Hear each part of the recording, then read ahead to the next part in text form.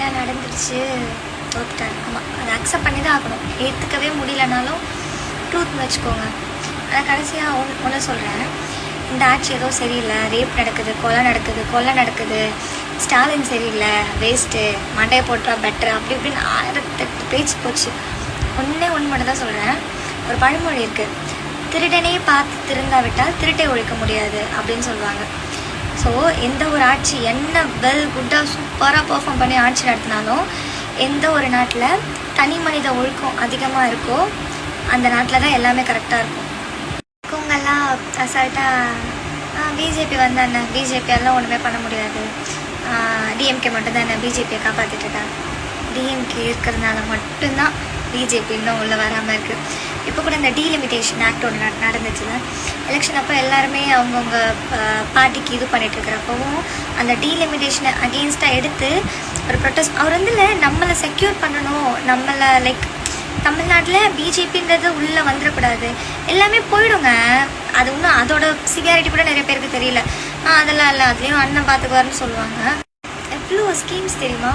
வீடு தேடி கல்வி, நான் முதல்வன், தமிழ் புதல்வன், கவர்மெண்ட் ஸ்கீமால் மட்டும் அப்ராட் போய் படித்தவங்களோட எண்ணிக்கை கடந்த 5 வருஷத்தில் ரொம்ப அதிகம். ஸ்போர்ட்ஸ் கவர் பண்ணதும் சரி, விமன் சேஃப்டி கவர் பண்ணதும் சரி, எல்லாமே ரொம்ப ஹியூஜ்ங்க, ரொம்ப பெருசு. நீங்கள் எனக்கு நிஜமாக புரியல, கொளத்தூர் மக்கள் நிஜமாவே நீங்கள் ஸ்டாலின் சாரை தோக்கடிச்சிருக்கீங்களா? என்ன மாதிரி இன்ஃப்ராஸ்ட்ரக்சர் தெரியுமா அந்த தொகுதியில்?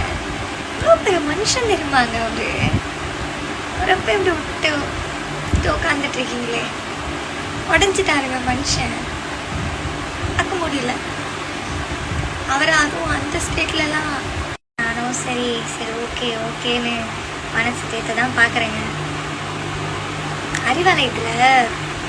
அறிவாலயம் வந்தார், தோத்துட்டாரு, எல்லாம் நடந்து முடிஞ்ச அப்புறமா பார்ட்டி ஆஃபீஸ்க்கு வர்றாரு. மனுஷன் முகம்லாம் ஒரு மாதிரி வாடி. எங்களுக்கு பிரச்சனையே இல்லைங்க, ஆட்சி அமைக்கலன்னு சொல்கிறது பிரச்சனையே இல்லை.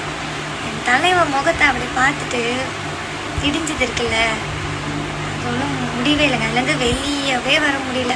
இன்னமும் இப்போ இந்த வீடியோ பார்த்தாலும் என்ன சொல்லுவீங்க, ஐயோ அழுகுறாங்க, அவங்களுக்கு தேவை தான், என்ன வேணால் சொல்லுவாங்க, ஒன்றுமே கிடையாது.